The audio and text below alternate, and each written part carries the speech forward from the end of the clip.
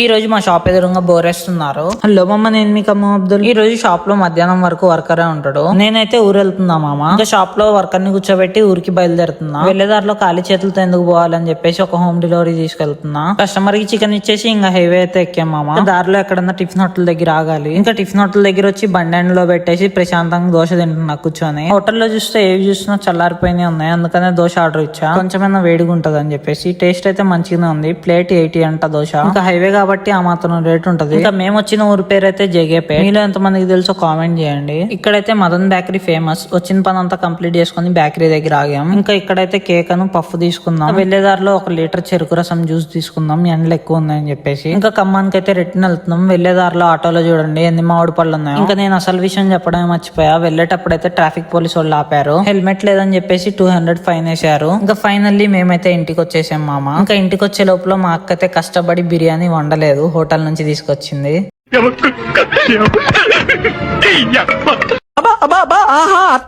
ఇంకా అందరం అలా కూర్చొని తినేసాం. బిర్యానీ అయితే సూపర్ ఉంది. మా ఇంట్లో వాళ్ళందరికి మంచి ముక్కలు వచ్చాయి, నాకేమో మెడ ముక్క వచ్చింది దీంట్లో. నువ్వేమి చేసావు నేరం, నిన్నెక్కడంటింది పాపం చినబోకుమా. ఇంకా ఆ మెడ ముక్క అయితే మా పాండాగాడికి ఇచ్చేసా. ఇంకా ఈవినింగ్ చింటూకి అయితే చికెన్ హోమ్ డెలివరీ ఇచ్చేసా. ఇంకా అక్క నేను ఇద్దరం జూడియోకి వచ్చాం. నేనైతే సాక్స్ అను స్లిప్పర్స్ తీసుకున్నా. ఇంకా చలో ఇంటికి అయితే వెళ్ళిపోదాం మామ. ఇంటికి రాగానే మా మమ్మీ అయితే మ్యాంగోస్ ఇచ్చింది. ఇంకా ఈ 2 మ్యాంగోస్ తిని పడుకోవడం. ఈ వీడియో అంతే మామ. వీడియో లైక్ అండ్ సబ్స్క్రైబ్ చేయండి. మళ్ళీ కలుద్దాం నెక్స్ట్ వీడియోలో. ఉంటావా? అల్లాహ్ హఫీజ్.